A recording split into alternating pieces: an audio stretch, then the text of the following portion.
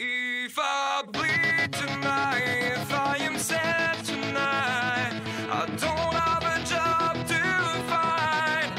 And if I work tonight, if I'm so tired tonight, I'll fall asleep when I'm home. All we want is life beyond the Thunderdome.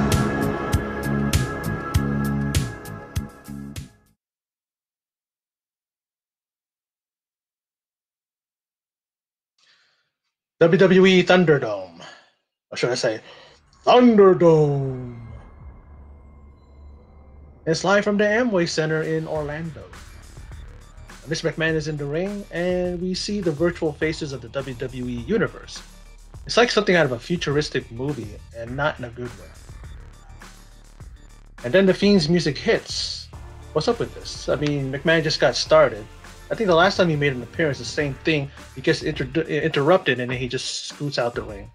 Now, one thing good about the Thunderdome, I noticed, there's no more PC noise in the arena. Good. Then Strowman's music hits. Just when the Fiend was making McMahon back up, he was stepping to him, McMahon was backing up. And then Retribution surrounds the both of them as they're ready to... The Fiend and Strowman were about ready to throw down. And they surround the ring, and the Fiend disappears. Leaves Strowman to fend for himself. Superstars come to his aid. Dana Brooke gets her some, and even Naomi as well, as they all fend them off. I only saw Dana Brooke at first. She was in there getting some licks, and I'm going, okay, where's the other girls at? And I didn't see Naomi till the end. And might I add, seeing all these virtual fans, it looks so odd. So awkward looking. Maybe I just need to get used to it. Maybe. Now, Big E versus Sheamus. And Retribution is here due to Big E's Twitter insults and all that. Really, Graves? They were here before that. Maybe he agitated them? Sure. I mean... And you can hear the noise, the crowd noise, piped in.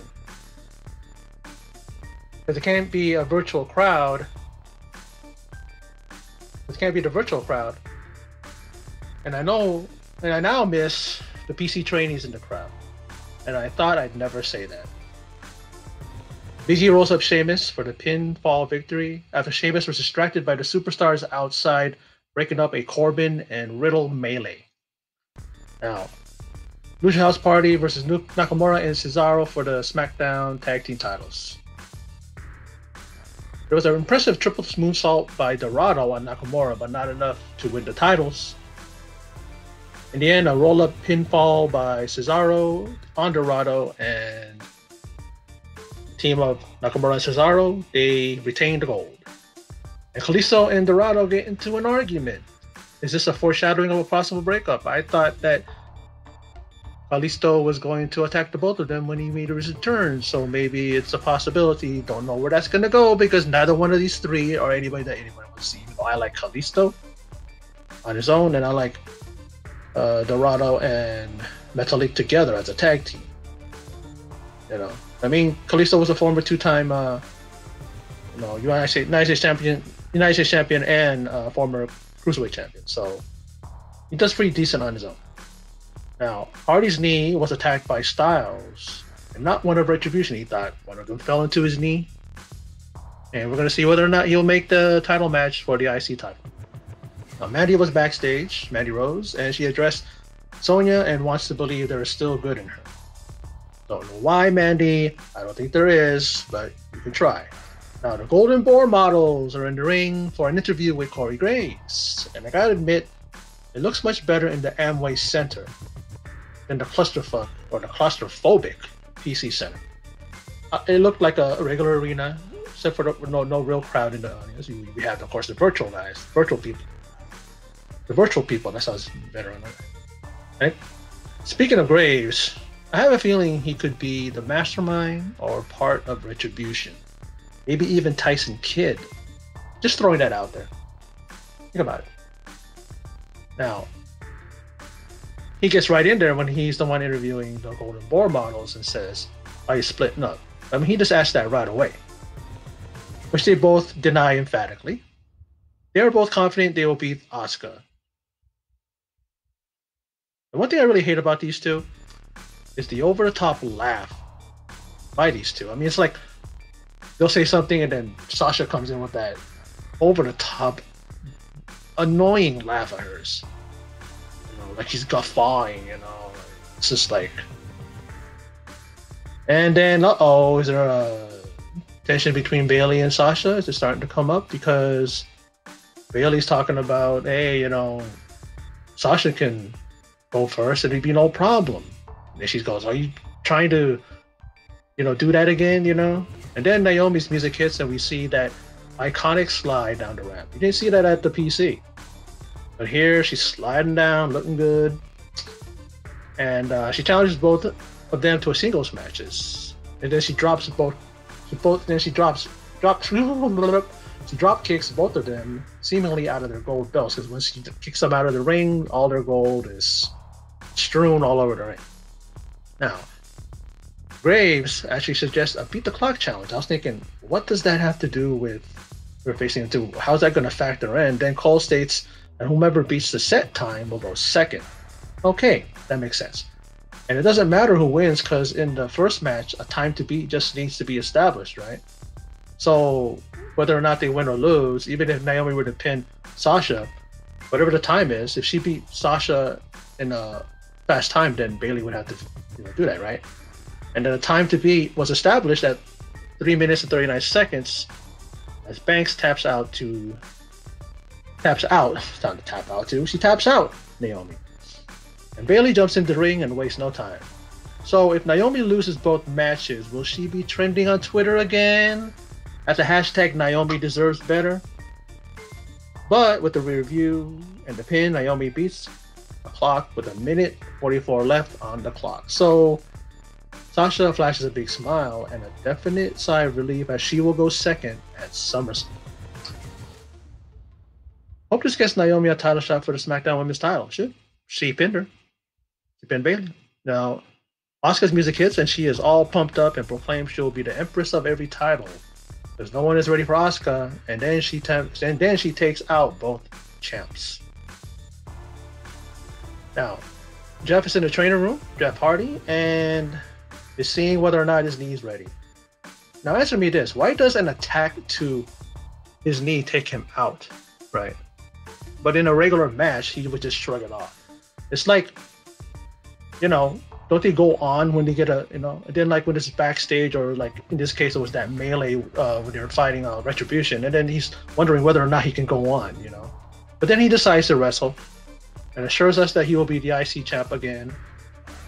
Now, backstage, we see Sonya Deville pretty much telling Taylor Braxton that she doesn't need to tell her or anybody. She's going to do it in the ring. She then slaps the taste out of Dana Brooke. Dana Brooke's telling her that she apologizes for what's going on. I mean, not apologize, but she's sorry and sad for what's going on. Whatever she was saying, right? Then Deville heads to the ring to answer Mandy, and she raises the stakes. She says no DQ match, and the loser leaves WWE. She doesn't mind being bald. She doesn't care whether or not she is, because she doesn't want to see Mandy's face ever again, and thus she made the stipulation. Very intriguing, and it makes the match possibly even more better than it was. I think people are going to want to watch this just because who's going to leave. I think both of them are valuable to the women's division, so it'd be excited to see. I don't know if she said WWE, right? Yeah. She didn't say leave SmackDown. So if that were the case, then Mandy Rose can just, if she loses, you can go to SmackDown, even go to NXT. Like you did say, and sometimes they do refer to the main roster at WWE, not NXT, so maybe they'll go to NXT, whoever the loser is. That could be something. Now, we take a look back at the whole Fiend Strowman Bliss triangle. What I call a love triangle. Now, who's to say that in the end, Strowman and Wyatt don't join forces and really wreak havoc on WWE? And then we see Nikki Cross talk backstage, or a taped segment, and she sees a difference in her best friend. And she says that something terrible is about to happen. She feels that. Now the IC title match is next, and AJ Styles versus Jeff Hardy is underway. I gotta admit, the set and all looks great for WWE Thunderdome, but perhaps WWE could have made the set look more like a Thunderdome. A Thunderdome setting, not just a name.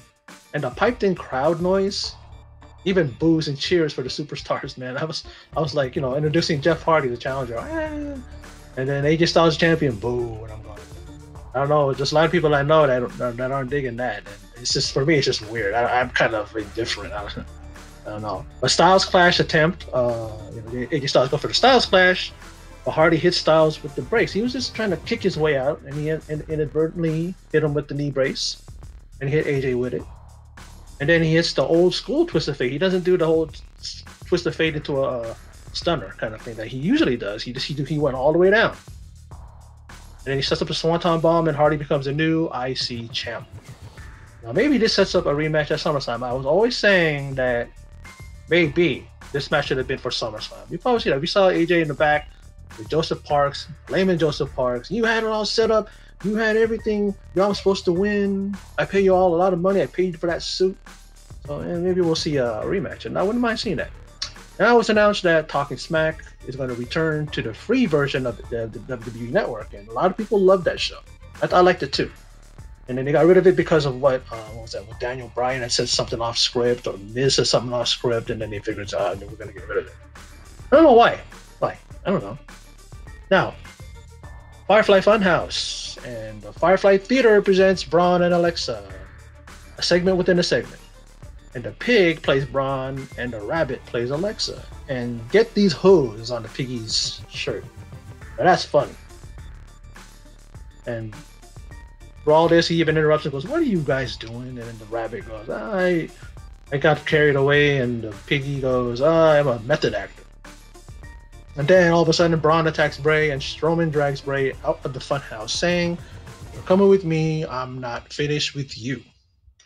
Now, Strowman and Wyatt are brawling backstage, and this rivalry is coming to a head. Now, Braun, in the end, chokeslams Bray off the loading dock onto the concrete floor below.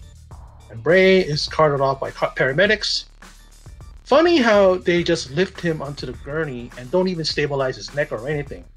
But in a ring, even ringside area, they will go through all the paces, put the neck brace on. Careful, careful, you'll hear them put it on the gurney, carefully. It's just like inconsistencies on this, and the whole thing with Jeff's knee injury. It's okay, he's okay in the ring when he gets kicked. The way he got kicked was just a normal kick to the back of his knee. But then they do it, and then backstage he's wondering whether or not he can do the match. Now,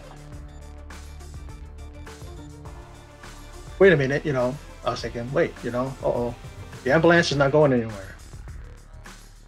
And then you see the trainers, the producers, and even WWE superstars, the mouth agape, Then out emerges from the opened back of the ambulance, the Fiend, sadistically laughing.